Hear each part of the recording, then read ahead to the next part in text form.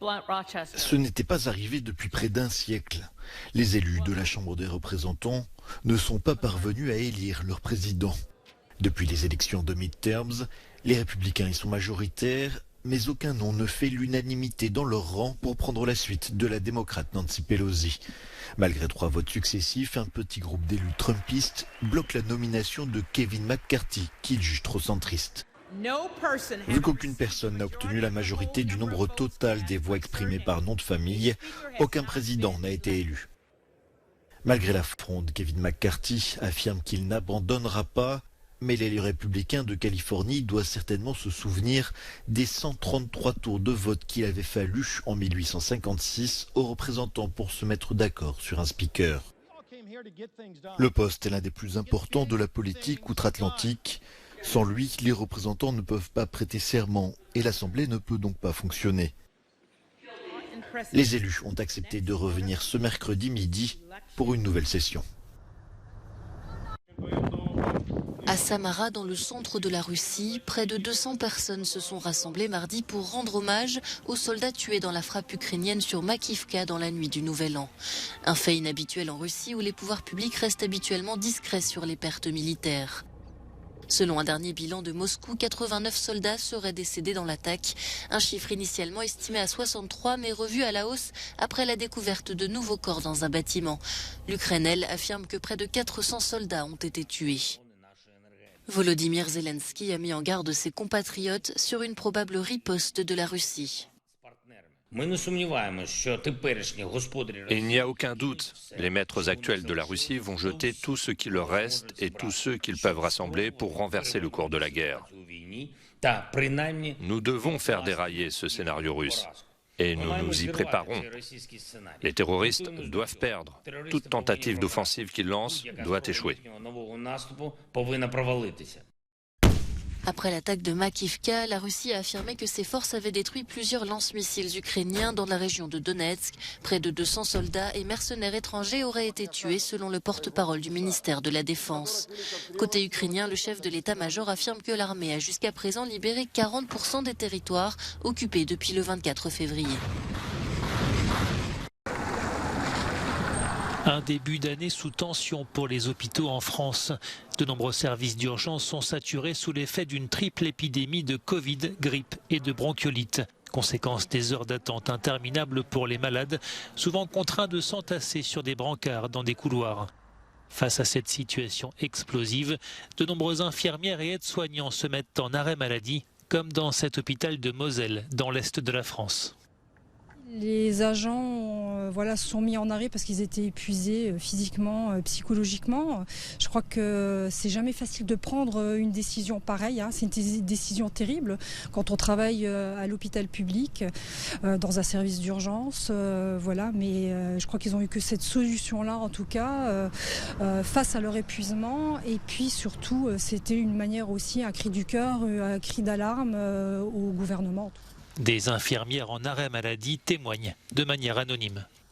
On est fatigué et on n'accepte plus la situation actuelle qui est là à Thionville, mais qui est aussi représentative de toutes les urgences de France. J'ai été diplômée seulement il y a 2 ans et demi et j'aurais jamais pensé qu'à mon si jeune âge, je doive me mettre en arrêt maladie pour épuisement physique et psychologique.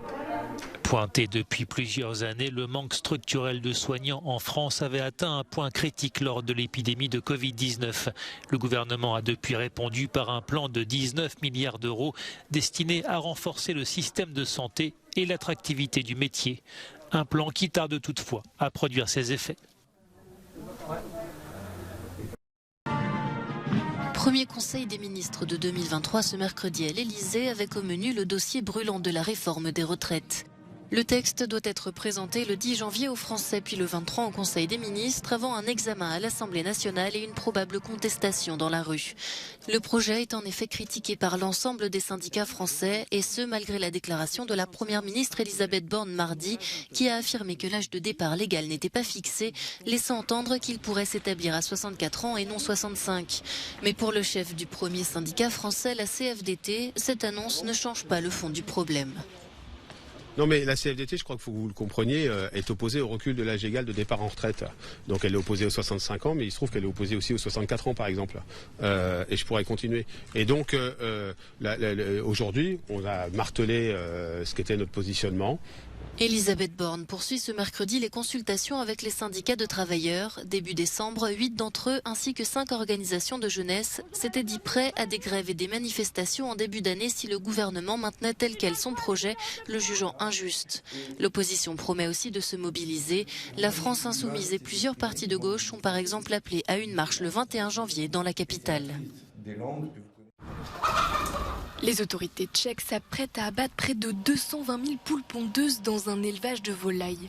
L'exploitation, située à 150 km à l'ouest de Prague, doit faire face au plus grand foyer de grippe aviaire jamais enregistré. À ce stade, il n'existe aucun vaccin suffisamment efficace contre le virus et disposant d'une autorisation de mise sur le marché. L'Europe traverse actuellement l'épizootie la plus destructrice de son histoire. 50 millions d'oiseaux ont déjà été abattus depuis octobre 2021.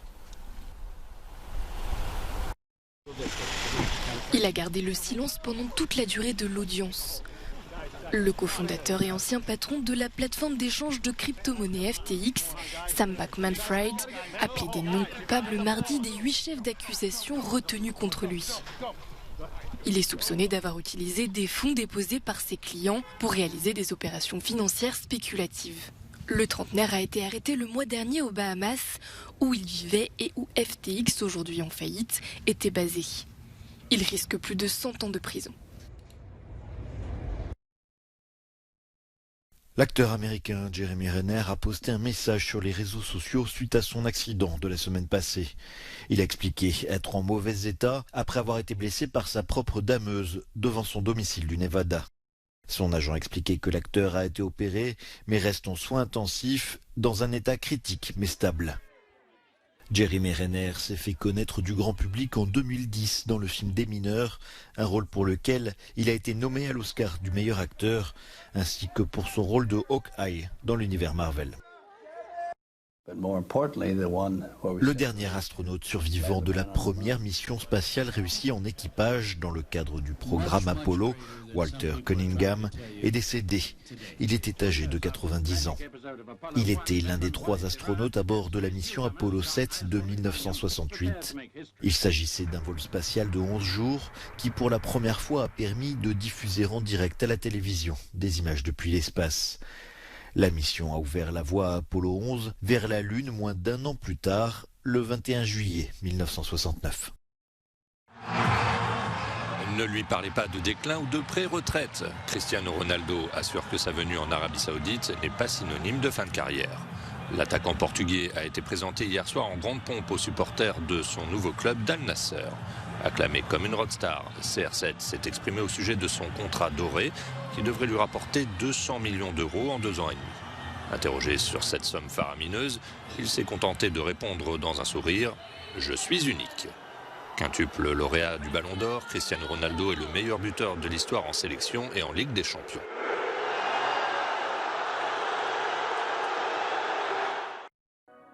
La gare contemporaine de Liège en Belgique, construite par l'architecte suisse-espagnol Calatrava, a été habillée pour 1 an par l'artiste plasticien Daniel Buren, à qui l'on doit les célèbres colonnes du Palais Royal à Paris. Une œuvre monumentale et éphémère qui marque les esprits de tous les voyageurs de passage. Elle suscite la réaction, elle suscite la réflexion de tout le monde. Tout le monde. Ah, mon gamin, il a 13 ans, l'art, c'est pas trop ce qui le passionne, mais ça l'a marqué. L'œuvre est aussi un exploit architectural qui a nécessité la pose d'environ 5000 vinyles translucides autocollants de différentes couleurs qui ont été posés sur près de 10 000 m², soit 1 hectare, la moitié de la surface vitrée de l'édifice. Première étape, c'était nettoyer le carreau, le dégraisser et puis alors poser une eau savonneuse pour mettre le vinyle en place. Une fois qu'il était en place, c'était le couper vraiment parfaitement à dimension en gardant des tolérances entre le vinyle et les joints. Les passagers en transit par la gare ou les visiteurs de la ville belge pourront admirer cette mise en couleur et en lumière jusqu'au 15 octobre 2023.